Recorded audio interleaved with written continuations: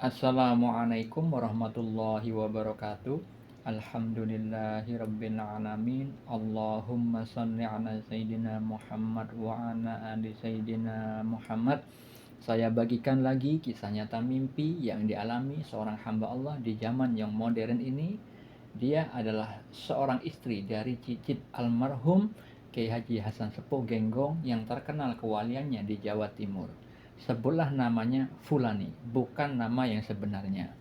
Fulani bermimpi tentang anjuran untuk zikrullah atau mengingat Allah. Di dalam mimpi itu, Fulani berdiri di suatu tempat, lalu melangkah beberapa langkah. Kemudian ada perintah di hatinya, yang intinya perintah itu menganjurkan agar Fulani terus-menerus zikrullah atau mengingat Allah. Secara bersamaan ketika itu juga Fulani diberi pemberitahuan di hatinya bahwa zikir yang dimaksud adalah membaca wirid harian yang sudah Fulani amalkan, yaitu membaca kalimat la ilaha illallah. Dan di saat itu juga Fulani diberi pengertian agar membaca kalimat tauhid itu dengan istiqomah dan ditingkatkan lagi.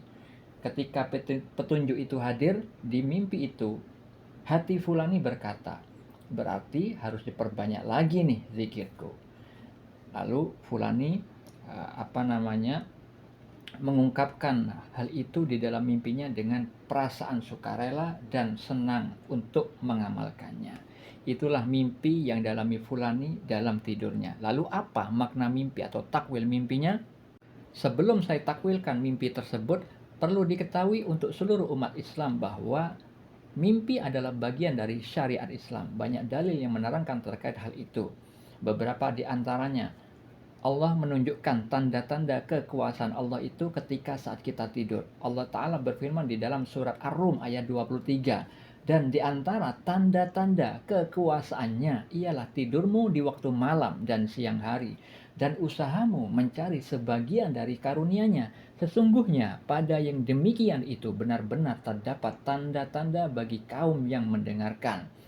Di dalam surat Yusuf Allah Ta'ala berfirman bahwa Nabi Yusuf alaihissalam diberikan sebagian ilmu takwil mimpi. Pada ayat 6 surat Yusuf Allah Ta'ala berfirman, dan demikianlah Tuhan memilih engkau untuk menjadi nabi dan mengajarkan kepadamu sebagian dari takwil mimpi.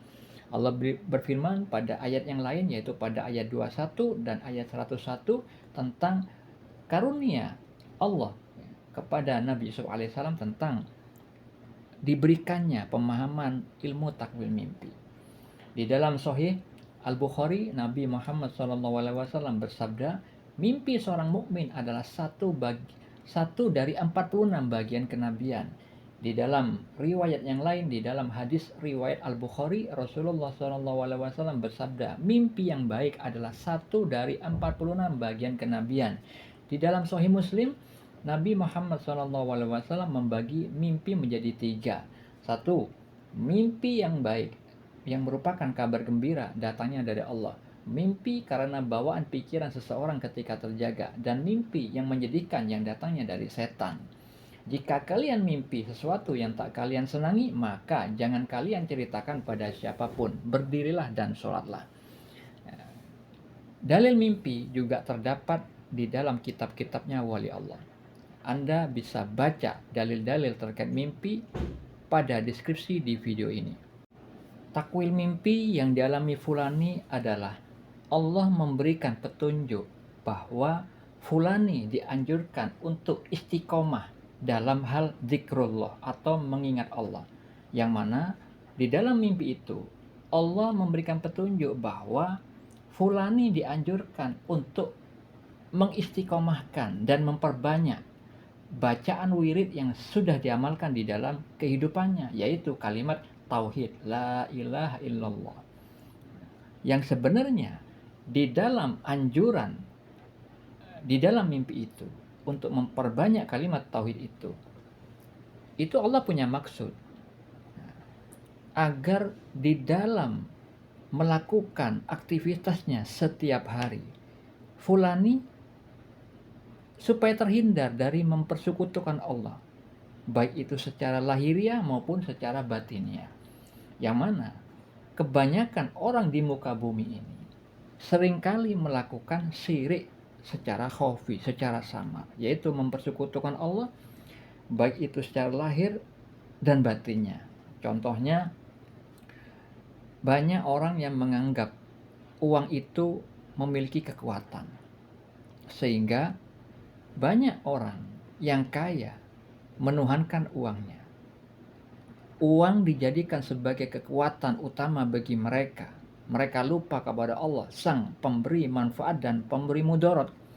Sehingga dengan kepemilikan uang yang banyak itu, mereka seolah-olah berkuasa atas siapa saja yang diperintahkannya.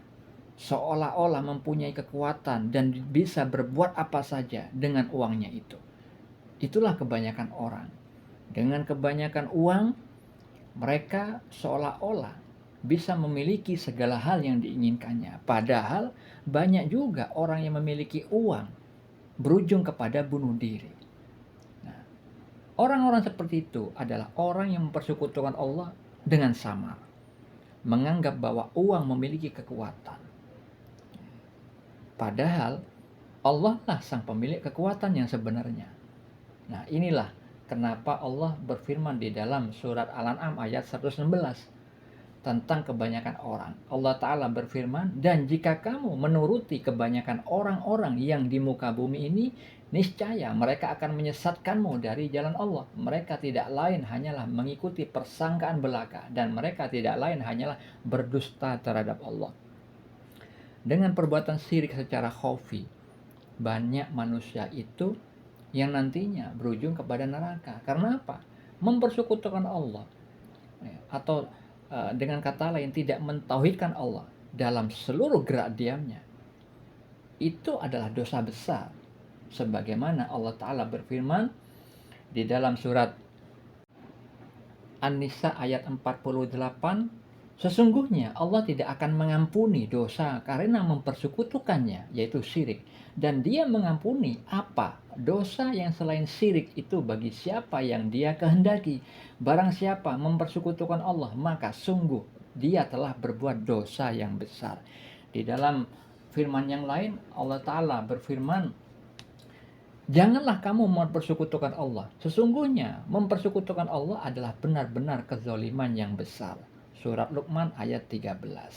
Di dalam surat Al-Baqarah ayat 165 Allah Ta'ala berfirman, dan sebagian manusia ada orang yang menjadikan Tuhan selain Allah sebagai tandingan yang mereka cintai seperti mencintai Allah. Adapun orang-orang yang beriman, mereka sangat besar cintanya kepada Allah. Sekiranya orang-orang yang berbuat zalim itu melihat ketika mereka menyaksikan azab pada hari kiamat, bahwa kekuatan itu semuanya milik Allah dan Allah sangat berat azabnya, niscaya mereka menyesal.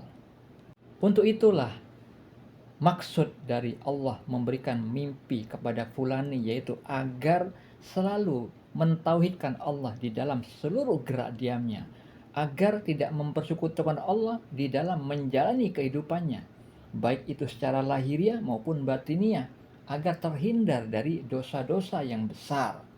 Ketika fulani di dalam berkehidupannya dimampukan dengan nikmat-nikmat yang baik, maka fulani dengan amalan membaca kalimat la ilaha illallah nantinya akan dimampukan untuk selalu ingat bahwa kebajikan yang dia peroleh hanyalah dari sisi Allah, sebagaimana Allah berfirman di dalam surah An-Nisa ayat 79. Dan ketika semisal fulani dimampukan di dalam berkehidupannya melakukan ketaatan atau amal-amal soleh yang lainnya, dengan amalan membaca kalimat la ilaha illallah secara istiqomah, diharapkan fulani itu selalu mengingat bahwa kemampuannya itu adalah dari kehendak Allah, bukan dari kemampuan dirinya sendiri. Sebagaimana Allah Ta'ala berfirman di dalam surah At-Takwir ayat 29, dan kamu tidak dapat menghendaki menempuh jalan itu kecuali apabila dikehendaki Allah Tuhan seluruh alam. Dan Allah berfirman di dalam surah As-Saffat ayat 96, padahal Allah lah yang menciptakan kamu dan apa yang kamu perbuat itu.